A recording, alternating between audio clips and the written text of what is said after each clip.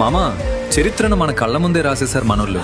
ఇది కేవలం ఒక మ్యాచ్ గెలుపు కాదు, 140 కోట్ల భారతీయుల గుండెల్లో మోగిన అసలైన గర్జన. స్టేడియం మొత్తం వందే మాతరం నినాదాలతో కంపించిపోతుంటే కోట్లాది కళ్ళలో ఆనంద బాష్పాలు మెరుస్తున్నాయి. ఎందుకంటే మన భారత్ మళ్లీ ప్రపంచానికి చెప్పింది, రికార్డులు బ్రేక్ చేయడానికే ఉంటాయి. ఈరోజు చరిత్ర సృష్టించబడింది. భారత్ వరుసగా రెండోసారి ICC men's T20 world cup గెలిచిన జట్టుగా నిలిచింది. మొత్తం 3 T20 వరల్డ్ కప్పులతో ప్రపంచంలోనే నంబర్ 1 టీంగా మన భారత్ నిలిచింది. ప్రతి బంతి వెనక ఒక గుండె ఉంది, ప్రతి పరుగులో ఒక దేశం ఊపిరి ఉంది. మన వీరులు ప్రాణం పెట్టి ఆడి పాత రికార్డులన్నీ బద్దలు కొట్టి చరిత్రను తిరగరాశారు.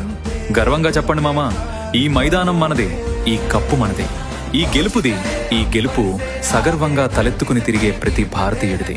ప్రపంచ వేదికపై మన జెండా రెపరెపలాడుతోంది. విశ్వ విజేత భారత్, జై హింద్, భారత్ మాతా కీ జై.